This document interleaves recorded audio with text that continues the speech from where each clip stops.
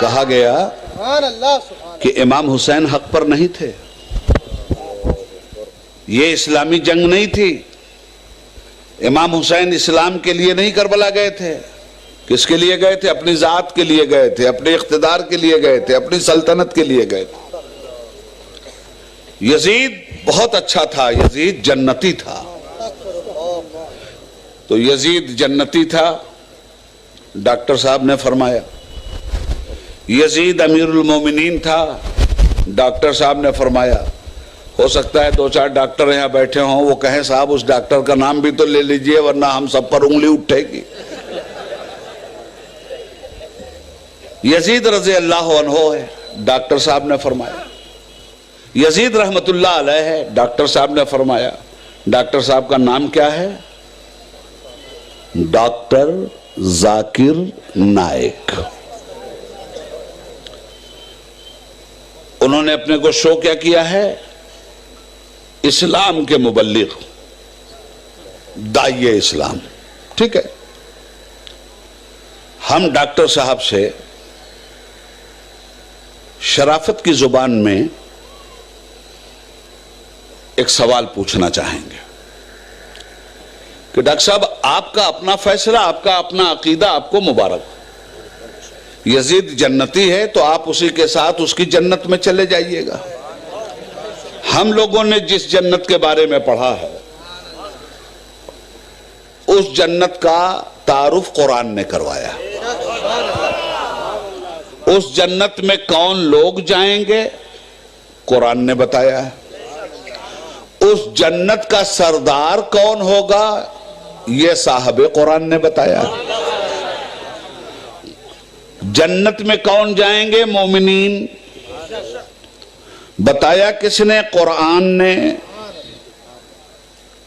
جنت کے سردار کون ہیں جنت کے لوگوں کے؟ امام حسین اور امام حسن۔ بتایا کس نے؟ جن پر قرآن نازل ہوا اس رسول نے۔ رسول کی زبان کی حقیقت کیا ہے؟ وَمَا يَنْتِقُ عَنِ الْهَوَىٰ إِنْ هُوَ إِلَّا وَحْيٌ يُوحَىٰ۔ میرا حبیب اپنی خواہش سے کچھ نہیں بولتا، یہ وہی بولتا ہے جو وحی خدا ہوتی ہے۔ تو اب ہم نے قرآن و حدیث کی روشنی میں یہ جانا کہ جنت میں مومن جائے گا، اور جنتیوں کے سردار کا نام، جنتی مردوں کے سردار کا نام حسنین ہے، امام حسن امام حسین۔ جنتی عورتوں کے سردار کا نام شہزادی رسول ہے، سیدہ فاطمہ صلوات اللہ علیہا۔ بات کلیئر ہو گئی؟ کہاں سے کلیئر ہوئی ہے؟ زبان رسالت سے۔ قرآن کہتا ہے ہم ظالم کو ہدایت نہیں دیتے، قرآن کہتا ہے غیر مومن نہیں جائے گا جنت میں۔ اب آئیے ذرا سا چہروں کو دیکھیں۔ حسین کے خلاف ڈاکٹر ذاکر نائک کے دل میں اگر اتنا بغض و حسد ہے جس کا انہوں نے اظہار کیا، مجھے ان سے کچھ نہیں کہنا ہے، مجھے تو صرف یہ کہنا ہے کہ آپ کو بغض و حسد اس سے ہے جس سے محبت مصطفیٰ کو ہے، جس سے محبت خدا کو ہے، جس سے محبت صحابہ اور اہل بیت کو ہے، جس سے محبت تمام مسلمانوں کو ہے، تمام مومنین کو ہے۔ آپ کو اس سے بغض و عداوت ہے، وہ حق پہ نہیں تھا۔ ان کے مقابلے میں آپ کہتے ہیں یزید حق پہ تھا۔ یزید کو امیر المومنین کہنا چاہیے، یزید کو رحمت اللہ علیہ کہنا چاہیے، یزید کو رضی اللہ عنہ کہنا چاہیے۔ ٹھیک ہے، کہیے آپ، ہم آپ کو نہیں روک رہے ہیں، مگر ہم آپ سے ایک علمی سوال تو کریں گے کہ رضی اللہ عنہ کا مطلب کیا ہوتا ہے؟ اس لیے کہ یہ جملہ آپ نے قرآن سے لیا ہے، یہ قرآن کی ایک مقدس آیت کا مختصر سا ٹکڑا ہے۔ رضی اللہ عنہ، اللہ ان سے راضی ہے، یہ صحابہ کے لیے ہے۔ کیا یزید صحابی تھا؟ نہیں۔ اچھا چلیے، غیر صحابہ کے لیے بھی اگر یہ جملہ اعزازی طور پہ بولا گیا تو میں آپ سے یہ پوچھنا چاہتا ہوں کہ یزید کا وہ کون سا کارنامہ تھا جس کی بنیاد پہ وہ رضی اللہ عنہ ہے. اللہ کو خوش کرنے والا کوئی کام نہ کیا ہوگا اس نے, تبھی تو آپ اس کو رضی اللہ عنہ کہہ رہے ہیں نا. اللہ کی رحمتوں والا کوئی کام کیا ہوگا نا اس نے, جبھی تو آپ اس کو رحمت اللہ علیہ کہہ رہے ہیں. کیا کام تھا اس کا؟ ڈاکٹر ذاکر نائک صاحب, آپ کا جو رضی اللہ عنہ تھا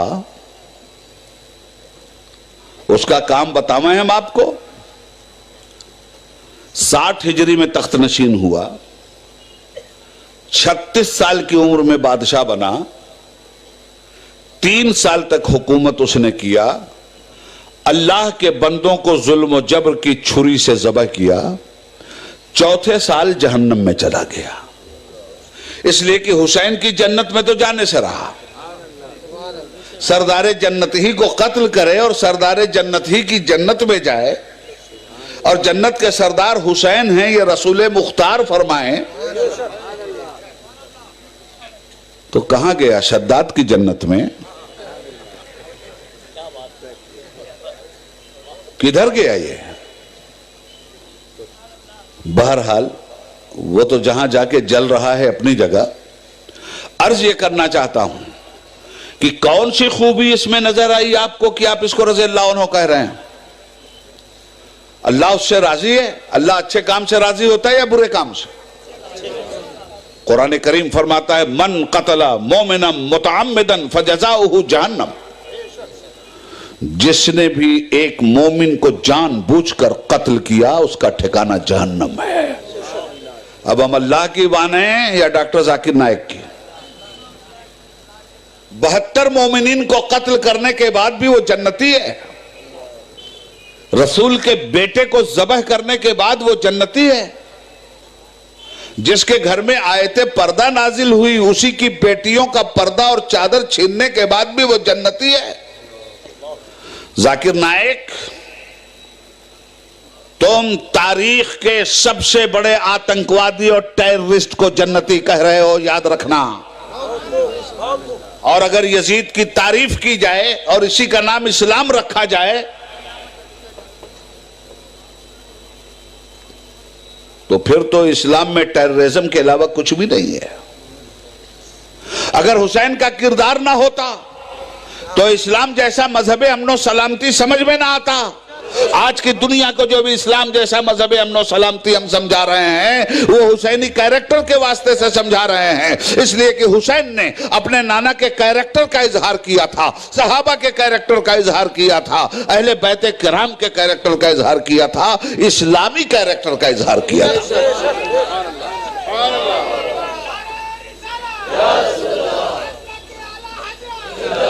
مگر یہ یزید کا کردار کہیں سے اسلامی کردار, ظلم اسلامی کردار ہے؟ انسانوں پر پانی بند کرنا اسلامی کردار ہے؟ گھوڑوں کی ٹاپوں کے نیچے شہیدوں کی لاشوں کو روندا اور ان کی ہڈیوں کو توڑنا یہ اسلامی کردار ہے؟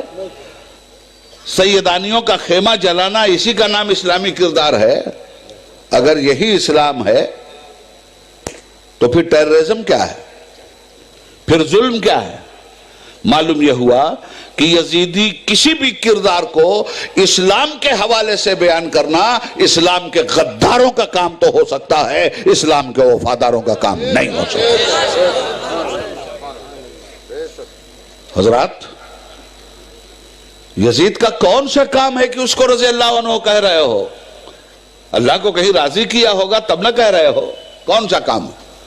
تاریخ کے حوالے سے بول رہا ہوں, صفحہ نمبر میں نہیں بتاؤں گا, ڈاکٹر صاحب جیسے نمبر ہی سے پوچھئے گا.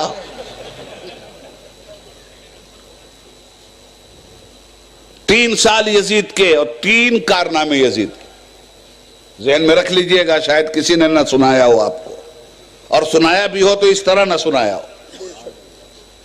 یزید کی حکومت کے 3 سال, 3 سال میں الگ الگ ایک ایک کارنامے.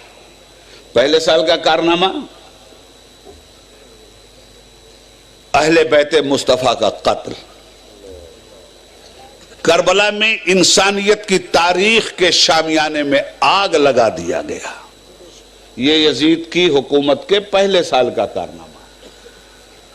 یزید کی حکومت کے دوسرے سال کا کارنامہ مسجد نبوی میں گھوڑے بدھوانا، مدینہ طیبہ پر حملہ کرنا، مسجد نبوی میں گھوڑوں کی لید کا پایا جانا، مسجد نبوی میں اونٹ باندھا جانا، مسجد نبوی میں صحابہ کو تھپڑ مارا جانا، مسجد نبوی میں انسانیت کا لہو بہایا جانا.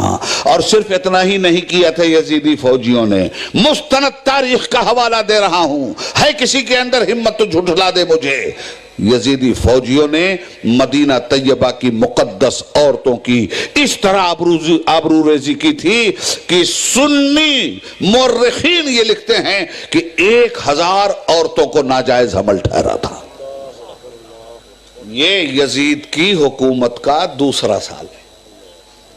پہلے سال میں اہل بیت مصطفیٰ کا قتل، دوسرے سال میں مصطفیٰ کے قوانین حلت و حرمت کا قتل،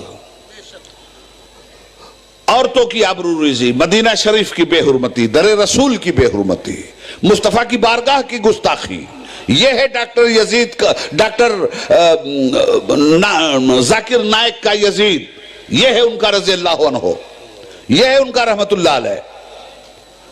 تیسرے سال کا کارنامہ یزید کا مدینہ منورہ مکہ معظمہ پر حملہ، خانہ کعبہ پر حملہ، منجنیق کے ذریعے پتھروں کی گولہ باری، حرم شریف کی دیواریں شہید ہوئیں.